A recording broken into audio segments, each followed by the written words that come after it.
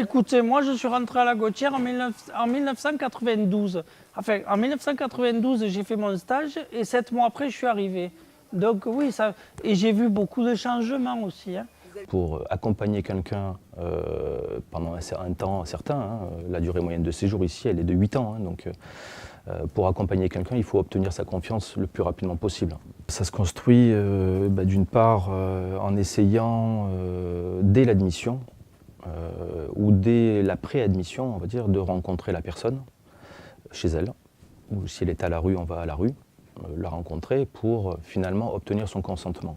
Nous ne sommes qu'à un moment donné des faiseurs de liens. Et je trouve que cet exercice particulier de faire du lien, d'être finalement un peu là où plus personne n'est, mériterait un peu plus de considération que ce qu'il en est aujourd'hui. Un projet de vie, ce ne sont pas des professionnels qui construisent le projet de vie de la personne, c'est les professionnels qui, avec le résident, autour du résident, alors pas tous en même temps parce que sinon le résident il ne parle plus, mais vont du coup commencer à construire chacun, je dirais, sur ses domaines de compétences, des modalités d'accompagnement individualisées et donc du coup pluridisciplinaires. On a eu le besoin de questionner notre organisation, nos pratiques, les dispositifs en eux-mêmes, en lien avec le département et la PJJ, pour ce qui concerne la protection de l'enfance. Et du coup, on a ouvert un champ de débat et de discussion extrêmement large, mais qui nous permet en même temps, c'est une démarche un peu en étoile, d'être sur une démarche intégrée, hein, ce que je vous disais tout à l'heure, de ne pas traiter les problèmes de façon sectorielle. Ça nous permet en tout cas de faire un bilan sur les objectifs atteints et les objectifs non atteints et le pourquoi des objectifs non atteints. Et puis on reprend du coup la formalisation du projet de vie individualisé avec le résident, donc chaque année. Donc ça c'est une vraie plus-value. Je pense que le monde du handicap était très en avance là-dessus. Je pense que c'est quelque chose qui est issu aussi du monde du handicap. Donc voilà, là on en arrive véritablement à un vrai dialogue, entre guillemets, et on n'est plus comme de simples professionnels qui fournissent un service, mais on est bien sur un accompagnement et pluridisciplinaire et intégrant divers domaines et diverses dimensions. Donc. Des dispositifs décloisonnés qui permettent d'accompagner la personne handicapée sur un parcours et non pas, je dirais, à travers des dispositifs installés en tuyau d'orgue, un peu cloisonnés, où parfois la prise en compte du parcours du handicap n'est pas complètement intégrée. Donc pour être concret dans ce que j'évoque là, sur le site de la Gautière, on a plusieurs dispositifs, plusieurs établissements, hein, de la maison d'accueil spécialisée, en passant par les AT pour les travailleurs, des foyers d'hébergement, un SAVS, on a aussi un centre d'accueil du jour, d'activité de jour. Hein. Je fais le relais entre l'atelier et le foyer là-bas, c'est-à-dire que tous les besoins, tous les projets qui sont au foyer, c'est avec lui que je le fais. Ici, par contre, les projets d'atelier que j'ai, je le fais avec Julie, qui se trouve ici. C'est-à-dire que vous voyez, j'ai les deux personnes ressources à mes côtés. Là, j'ai la personne ressources foyer et ici, j'ai la personne ressources techniques. On s'est inscrit dans la démarche lancée il y a 2 ans par la PJJ sur la thématique de la continuité des parcours. Le rebond, on l'a eu justement, le thème c'est le rebond, en disant cette continuité des parcours, est-ce qu'elle est suffisante? Et on s'est aperçu que la continuité des parcours continuait à segmenter la prise en charge. L'organisation administrative en France est construite de telle façon que chaque financeur a son champ d'intervention, a, je dirais, ses textes et ses obligations qui les régissent, Et du coup, il est parfois difficile de raisonner en termes de parcours parce que sans avoir en tête la notion de dispositif et de financement de ces dispositifs. Donc voilà, l'idée, mais ça fait déjà un moment donné que c'est mis au travail, ça évolue, hein, ça évolue considérablement depuis ces 10 dernières années, mais notamment à travers les contrats pluriannuels d'objectifs et de moyens, où là on met entre guillemets l'ensemble des moyens et des dispositifs sur la table, on re-questionne nos pratiques et on réinterroge là l'intérêt et la place du parcours de l'usager. La protection de l'enfance, c'est une loi qui est au carrefour de l'ensemble des politiques publiques. Et si on se cantonne à une réflexion uniquement sur nos dispositifs, et seulement les dispositifs de l'aide sociale à l'enfance, on occulte un tas de problématiques annexes qui vont avoir des répercussions évidemment dans la prise en charge des enfants. Donc c'est ce qu'on appelle une politique en angle mort. Donc il faut forcément avoir des résonances et un champ d'analyse bien plus large. À force de tout vouloir normaliser et de tout vouloir mettre sous case, on a du mal à faire de l'individuel. Et comme des fois l'handicap, ça demande une adaptation particulière, si vous voulez, il y a un décalage entre la société et notre handicap. Quelle est cette exigence que l'État pose de nous? Il faut aller vite, parce que la cohorte des pauvres est toujours plus grande. Mais si la cohorte des pauvres est toujours plus grande, est-ce que c'est la faute aux associations de lutte contre l'exclusion? Je crois que chacun dans nos secteurs, on ne peut être que d'accord, notamment par rapport au contexte socio-économique, qui plus est dans le département de Vaucluse, 7e département le plus pauvre de France. Donc on est alarmé par cette situation. Deuxième sujet de préoccupation, c'est effectivement le niveau d'activité des services. On est en suractivité de partout. Et faudrait-il que les associations, d'un coup de baguette magique, en 6 mois, 2 prises en charge, arrivent à régler tous les problèmes? Mais c'est du miracle. Alors ça voudrait dire que le secteur de lutte contre les exclusions, c'est pas ici qu'il doit être, c'est à Lourdes. Effectivement, un phénomène de saturation qui fait que tout simplement il y a moins de souplesse, moins de largesse à pouvoir réfléchir et apporter des réponses individualisées qui sont des réponses de qualité. Ce qui fait la valeur des associations de lutte contre l'exclusion, c'est qu'à un moment donné, on a répondu là où l'État ne répondait pas. On est arrivé sur des carences. Aujourd'hui, la protection de l'enfance, c'est la question de l'école, c'est la question du médico-social, c'est la question de la santé. Ces secteurs-là étant eux-mêmes en difficulté et en questionnement, on connaît et on partage leurs préoccupations. Maintenant, je ne suis pas certaine que chacun puisse apporter seul des éléments de réponse. Aujourd'hui, on est régi par des cadres qui manquent totalement de souplesse. Totalement de souplesse. Donc ce qu'on essaye de faire dans les associations, c'est promouvoir de l'innovation. Il y a des personnes qui sont plus capables d'aller revivre en appartement seul, et ça, on le sait, mais on fait comme si, enfin quand je dis on, l'État, tout le monde fait comme si on ne savait pas. On sait qu'ils pourront plus aller revivre dans un appart seul. Voilà, il va falloir réinventer des choses, je ne sais pas, des petits villages à la Emmaüs peut-être, où certaines personnes pourront vivre ensemble, bricoler ensemble, avoir des petits ateliers. Voilà, qu'on nous laisse essayer de faire des choses, que ça fonctionne ou pas. Est-ce qu'on pourrait un peu nous laisser innover, proposer, être créatifs?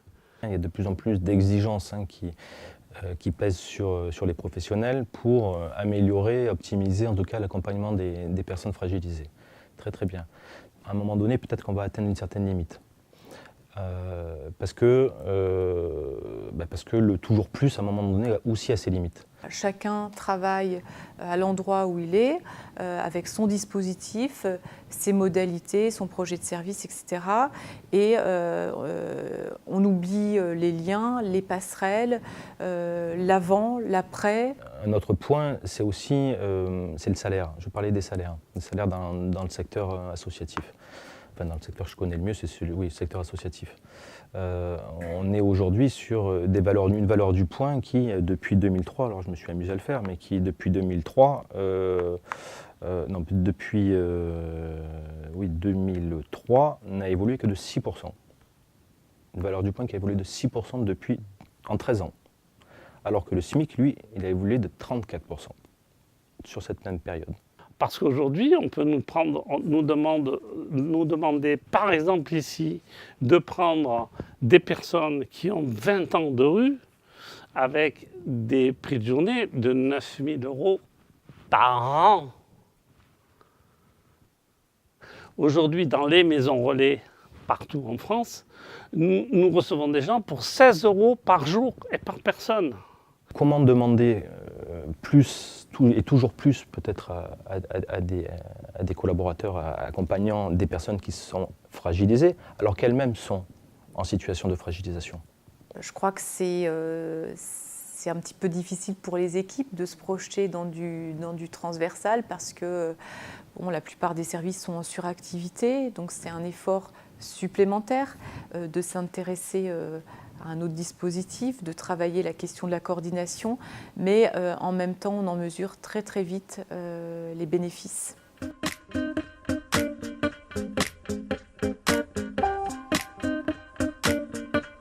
Ce qui est important, c'est que socialement, on réalise quelque chose. On part d'un produit qui n'existe pas pour arriver à un produit fini. Alors ceci peut paraître complètement anodin, mais quand même de partir de pas grand-chose pour arriver à quelque chose de fini, si vous voulez, c'est comme, c'est comme quand on commence quelque chose et qu'on va jusqu'au bout. Et en plus, il y a une dynamique de groupe qui fait que, si vous voulez, l'atelier, c'est une mini-société dans la société, en fait. Les usagers circulent librement, communiquent d'un dispositif à l'autre et on est dans une prise en compte de la personne, de son parcours et on essaye, je dirais, d'effacer le phénomène, ce que j'appellerais le phénomène dispositif dans l'organisation qui est proposée. Concrètement, on a un pôle social qui est commun, donc qui permet à l'usager de s'orienter vers ce pôle social, le soutien psychologique également, qu'on soit d'un dispositif X ou d'un dispositif Y, c'est le lien qui prédomine et non pas le dispositif ou la prise en charge. Tous les stagiaires qui arrivent chez nous, en général, quand ils ressortent de là, ils sont contents. Hein. Après, quand on regarde avec les yeux de l'objectivité, il y a des choses dont on ne se rend plus compte. Mais c'est en voyant les jeunes et les stagiaires et les nouveaux qu'on se rend compte que finalement, ici, c'est le brillant de la cerise sur le gâteau. Il faut former, bien sûr. Il faut former. Alors, des tas de formations, hein, actuellement, la bientraitance, l'humanitude, les formations d'assistants de soins en gérontologie. Tout ça amène véritablement, et on le sent, on va dire, une plus-value dans l'accompagnement. Voilà, on sent des gens de plus en plus investis, de plus en plus soucieux, de plus en plus curieux, qui sont en doute aussi, mais en doute qui fait avancer. Non, ça c'est vraiment la professionnalisation est un élément, on va dire, extrêmement enrichissant dans l'accompagnement des résidents. Quand on m'a proposé de m'embaucher à HAS, je n'ai pas dit non, je vais rester avec mon RSA, mes 410 €. On n'est pas heureux, on vit pas, on survit avec 410 €. On ne peut pas dire qu'on vit, c'est de la survie. Même si on y arrive, on survit. Et, quand on m'a proposé de travailler, mais j'ai dit oui tout de suite. Je n'ai pas dit à mon directeur, non, je vais rester chez moi, mon RSA me suffit. Voilà, qu'ils arrêtent un peu les politiques. Après, oui, il peut y avoir des profiteurs, mais comme partout. Deuxième point, c'est le contrat de séjour. C'est un outil, certes, mais c'est un outil juridique, certes, mais c'est un outil qui fixe aussi un certain nombre d'informations sur les droits des deux parties et les obligations des deux parties. Le deuxième volet de la réflexion de ce développement intégré, il s'inscrit aussi dans les méthodes de travail, effectivement, avec les partenaires. Il faut qu'on soit beaucoup plus cohérent entre nous-mêmes. Alors ça peut se décliner à l'intérieur d'un service, ça peut se décliner de façon transversale dans une association. Donc il y a tout un projet pour la sauvegarde de réorganisation en pôle de complémentarité. Et puis, ça peut se travailler après à l'échelle du public privé, secteur associatif, secteur public.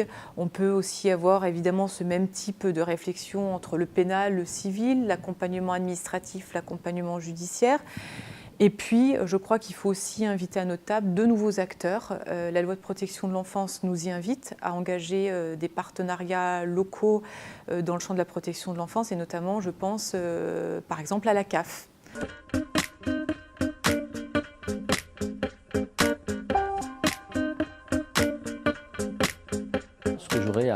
interroger aujourd'hui, et ce sur quoi j'aurais envie de faire réfléchir, c'est cette révolution qui conduit aujourd'hui nos associations à parfois être un peu plus happées sur des logiques de gestionnaires, un peu plus happées sur des problématiques de gestionnaires, et d'en oublier parfois ce message politique, ce message d'interface des pouvoirs publics, ce message qu'on doit pouvoir porter au sein de nos associations pour sensibiliser l'opinion publique à nos difficultés, à nos problématiques, et ne pas apparaître simplement comme des dépenseurs d'argent public, certes au service d'une bonne cause, mais ça reste des dépenseurs. Non, on est aussi là pour dire que demain, ce qu'on souhaite pour les publics qu'on accompagne, c'est une société meilleure, et ça passe par, à un moment donné, l'interrogation, la mise au travail, la réflexion autour d'un message politique qui est là pour représenter, porter la parole des personnes qui ne le font pas toujours pour des problèmes X ou Y. Voilà.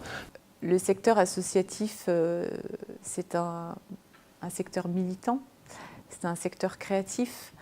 Donc voilà, je crois que dans la réflexion, il faut lui laisser la place qui est la sienne, dans le respect des prérogatives des uns et des autres, des cadrages juridiques, des cadrages budgétaires. Mais voilà, notre identité, c'est bien celle-ci, celle du militantisme, de l'engagement, de la créativité par des mécanismes qui nous sont propres, de souplesse. Donc aujourd'hui, on a toute notre place. Je pense qu'on est un laboratoire d'idées sur le sujet, alors à partager évidemment, à mettre en résonance avec les autres acteurs. J'ai l'impression que nos politiques n'apportent que des réponses finalement extrêmement techniques. Mais finalement, le vrai débat de société sur la place de la vieillesse et la place de la jeunesse aussi, force est de constater qu'il y a quand même un énorme écart. Elle mérite, en tout cas, ce débat-là mérite d'être véritablement travaillé, et mis sur la table. Nous continuons à vouloir faire comme si les pauvres, les premiers responsables de la pauvreté, c'était les personnes elles-mêmes. Non. Nous avons une responsabilité collective. Donc la question n'est pas d'ailleurs de se fouetter le dos, hein. La question, c'est pas là. C'est quel modèle de solidarité, quel modèle de fraternité on peut mettre en place. On dit que les personnes à la retraite ont plus de pouvoir d'achat que les jeunes. Certes, en effet, pour certaines catégories, mais bon nombre touchent aujourd'hui le minimum vieillesse. Donc le minimum vieillesse, dans cet établissement, il y a 80% de résidents qui le touchent. Donc 80% de bénéficiaires de l'aide sociale. Ça veut dire qu'ils ont 100 € par mois pour acheter des cigarettes, se faire plaisir ou faire plaisir à autrui. Et pour payer accessoirement le médicament, payer les 50 centimes par boîte de médicaments et les 1 € de consultation. Bon, ça ne fait pas beaucoup 100 €. Si vous fumez, ça fait 7 cigarettes par jour. Quelle est la conséquence de voir des familles avec des gosses à la rue, sachant que ça entraîne des problèmes maintenant et ça entraîne des problèmes demain? Et que ces gosses qui sont à la rue... Ça coûte 2 fois plus cher aussi. Et ça coûte 2 fois plus cher. Et ces gosses qui sont à la rue, ces familles qui ont morflé, vont avoir un rapport à la République qui est désordonné. Et quand on se balade concrètement et qu'on prend le temps de prendre un peu de recul sur le terrain au niveau d'une agglomération quelle qu'elle soit, on s'aperçoit vite que ça devient le parcours du combattant pour la personne handicapée qui doit pouvoir se déplacer au quotidien. Ouais, qu'on arrête de regarder les gens qui sont passés par la rue ou qui sont à la rue, qu'on arrête de les regarder de haut, quoi. Après, rien que le regard suffit, hein. Moi, je comprends beaucoup les regards et c'est vrai que souvent des regards veulent dire beaucoup de choses. Ouais, qu'on arrête de nous regarder de haut et puis comme je vous disais tout à l'heure, qu'on essaye de nous faire confiance, qu'on essaye de faire confiance à tout ce monde social. Moi, je pense que si on nous faisait un peu plus confiance, il y aurait plus d'idées qui sortiraient déjà, et puis je pense qu'on y arriverait un peu mieux. Comment on passe en mode action et comment on collabore pour de vrai.